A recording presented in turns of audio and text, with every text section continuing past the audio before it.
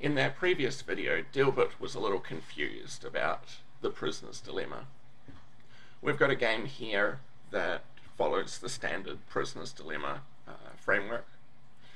And the standard story that we tell is something like this. Bonnie and Clyde have been caught by the police and accused of committing some serious crime. And the police take them into separate interrogation rooms and tell them, hey, we've got enough evidence to put you guys away for a minor crime. If we charge you guys with that, you're each going to get 1 year in jail. But you know what? We are pretty sure that you guys have been doing some bad stuff. If you will just admit to that, if you'll confess to the crimes that you've been engaging in, we will let you go free, and we'll throw the book at your partner. Of course, they're making the same offer to your partner at the same time, to Bonnie or to Clyde, and so if both of them choose to confess, then the police will have confessions from both and can put both parties in jail for quite some time. Okay, so let's imagine first that we are Clyde. What should we do? Well, let's think about what Bonnie might do. Bonnie might confess. If she confessed, that's not good for us. Now, we could choose to confess and go to jail for 8 years, or we could choose to stay silent and go to jail for 20 years. Well, you know what? 8 years is better than 20. We would prefer, if Bonnie confesses, to confess. Well, now, what if Bonnie stays silent?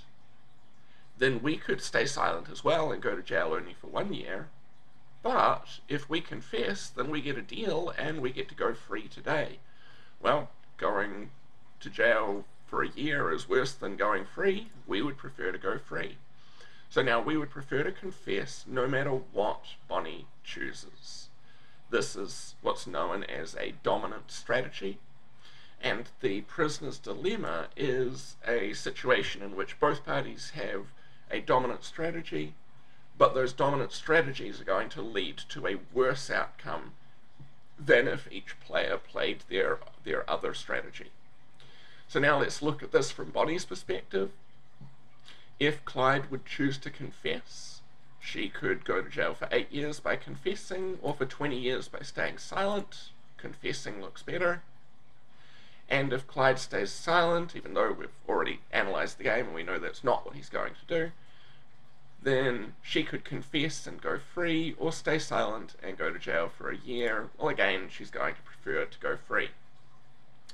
So we've got a situation now in which both parties are going to choose to confess.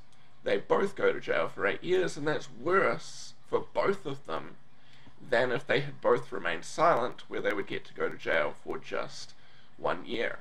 This is actually the same outcome as what we had in the AMD and Intel situation. Back here, both parties choose to produce 2 million CPUs, but notice that both of them are worse off than if they had each produced 1 million CPUs. This is the characteristic feature of a prisoner's dilemma game.